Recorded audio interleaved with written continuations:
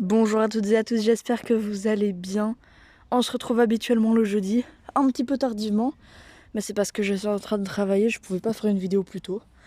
Alors, aujourd'hui on va parler de l'équilibre au jardin. Alors, je vais faire cette vidéo en me promenant un peu dans le jardin, pour vous montrer un peu tout ce qu'on a. Et en même temps, je vais vous parler de l'équilibre au jardin. Alors, l'équilibre au jardin, c'est quoi exactement? Eh ben, c'est comme l'équilibre dans une forêt. Voilà, l'équilibre dans une forêt, vous voyez, il y a un équilibre qui se met. Si on rase tout, bah, on détruit cet équilibre. C'est à peu près pareil dans un jardin. Alors, là, vous voyez, on a la mare qui apporte vraiment beaucoup de vie à notre jardin. On a des arbres en fleurs, etc. Alors, un bon jardin doit d'abord être équipé d'une bonne pelouse. Une pelouse, vous voyez, souvent dans les jardins, on retrouve des petites tondeuses automatiques qui tondent la pelouse dès qu'elle est trop haute. N'achetez surtout pas cette tondeuse. C'est un gâchis d'argent. C'est vraiment le truc le plus débile à faire. Désolé, j'ai cru que quelqu'un sonnait avec son vélo, j'ai bugué. Du coup, il faut surtout pas laisser l'herbe à ras comme ça, à 2 cm. C'est vraiment la pire chose à faire. Là, je vais vous montrer. Donc là, on a un parterre de fleurs qui va pousser. Bon, là, j'essaye de ne pas trop marcher dessus. Vous voyez, là, on a laissé des endroits plus hauts. Là-bas, là. Désolé si c'est flou. Voilà. Voilà. Donc ça va permettre à la biodiversité du sol et aux insectes de se cacher. Par exemple, vous voyez, ici, autour de l'étang, on a mis de l'herbe plus haute qui permet de créer une certaine biodiversité. Voilà, ça c'est la première chose à faire. La deuxième chose à faire, c'est d'avoir des endroits comme ça où vous mettez des branches, des branches, des feuilles, etc. Où vous stockez tout ça. Alors, le mieux, c'est de pas le mettre qu'à un endroit. C'est très bien si vous le faites déjà, mais le mieux, c'est de les disperser. Vous voyez là-bas, on a un tas de bois qui est en train de se décomposer. On en a encore un de l'autre côté, on en a encore un là-bas. On a aussi des trucs là sur le potager. Mais du coup, c'est pourquoi je vous dis ça? Tout simplement pour la biodiversité du sol. Pour les vers de terre et tout, pour tous les insectes qui décomposent, d'avoir un habitat. Et aussi pour les hérissons. Les hérissons, ils aiment bien se cacher là-dedans. Voilà. Sinon, autre chose, la biodiversité, enfin non, la diversité des arbres. Alors, la semaine dernière, vous voyez ce mirabellier, il était en fleurs, là il termine sa floraison.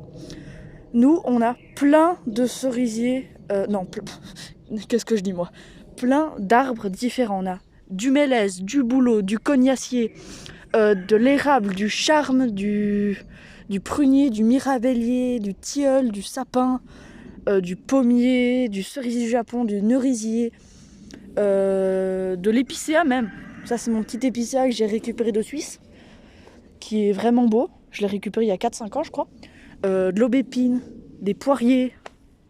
On a même un kaki. Vous voyez ce niveau d'exotisme. Donc voilà, c'est comme dans une forêt, il faut diversifier les arbres. Si vous prenez par exemple, alors, imaginons, vous avez un grand jardin et que vous plantez que des bouleaux. J'appelle pas ça un jardin vivant, même si vous faites déjà tous les conseils que je vous ai dit juste avant. C'est pas un jardin d'avoir que des bouleaux. Nous, on a des érables, plein de bouleaux. Qu'est-ce que je dis moi vraiment? J'allais dire que des bouleaux différents. Non, on a que des arbres différents. Alors, on a parfois les mêmes, mais pas dans tout le jardin. On a là, par exemple, il y a 4 poiriers au même endroit. Là, il y a 2 pommiers au même endroit. Mais sinon, on a plein d'arbres différents et c'est bien d'avoir de la diversité. Parce que si vous mettez que des bouleaux, de un, ils seront moins résistants aux maladies parce que imaginez un champ de maïs et un champ de blé. Si vous mettez les deux ensemble, les maladies du blé va se propager beaucoup moins vite que dans un champ uniquement de blé. Voilà, ça c'est un petit exemple. Voilà, donc c'est vraiment important de diversifier les arbres. Et aussi, ce qui est bien en diversifiant les arbres, c'est qu'ils peuvent s'entraider. Par exemple, si vous mettez un érable et un cerisier à côté, c'est pas du tout le même arbre, ils sont complètement à l'opposé, mais ils vont quand même s'entraider. Ils vont être plus résilients, ils vont contre les maladies, contre les maladies, ils vont être plus forts contre la sécheresse et tout. Alors, sinon, ça c'est pas très obligé, mais quand même c'est peut-être un mieux. C'est de mettre des parterres de fleurs pour les butineurs, mettre des hôtels à insectes. Nous on en a un de l'autre côté, on va encore en faire un là-bas, vous voyez la grosse caisse là. Voilà, c'est prendre des bûches, de la paille ou quoi, de faire des trous dans les bûches, et les abeilles solitaires elles adorent ça. Et aussi mettre des parterres de fleurs. Là l'année dernière il y avait des coquelicots, ils étaient vraiment magnifiques. Donc voilà, mettre des parterres de fleurs aussi, ça peut être bien. Alors, si vous avez un petit jardin d'un appartement et que vous n'avez pas forcément la possibilité de mettre plusieurs arbres, je crois que le meilleur arbre pour vous, c'est le cerisier. Le cerisier européen, on peut manger ses cerises, hein, vous voyez les grosses cerises qu'on trouve dans le commerce, c'est ça. Je crois que c'est le cerisier le mieux parce que, de un, il a une écorce vraiment belle, donc en hiver c'est pas mal. Au printemps, vous avez ses fleurs magnifiques, ses feuilles un peu rouges. En été, vous avez ses feuilles vert très très belles. Et en automne, ses feuilles deviennent orange. C'est vraiment un arbre sympa. Donc moi, je vous conseille le cerisier. Après, vous pouvez partir sur un autre arbre, genre le bouleau. Mais si vous voulez vraiment avoir un arbre où vous pouvez profiter des fruits, je vous conseille le cerisier. Après, vous pouvez aussi partir sur le pommier, le mirabellier ou quoi. Mais je crois que le cerisier, c'est le meilleur choix. Ensuite, alors ça, je sais pas si je vais pouvoir bien l'expliquer, mais j'ai quand même essayé. C'est de faire un bon compost, diversifié. Là, vous voyez, papa, hier, a tondu la pelouse. Il a mis l'herbe là. Le mieux, c'est de mélanger un peu tout. Des branchages, des copeaux, des feuilles, plein de diverses choses. Du bois mort par exemple aussi. Et ça va faire un bon compost. Il y aura plein d'insectes dedans. Et souvent, je dis peut-être une énorme bêtise, hein, mais souvent un compost brûlant, genre vraiment chaud, ça veut dire qu'il est bien fait. Je sais pas exactement si c'est vrai. Je suis désolée.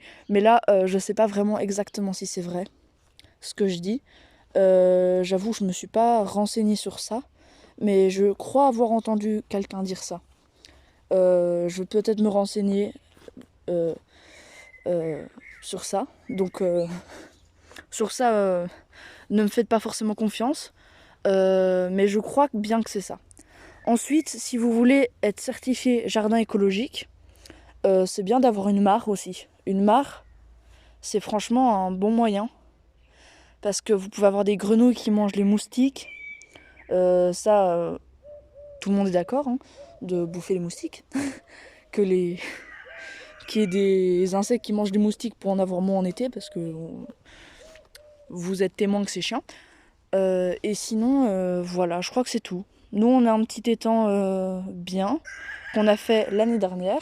Le coq est en train de kiffer sa life. Voilà.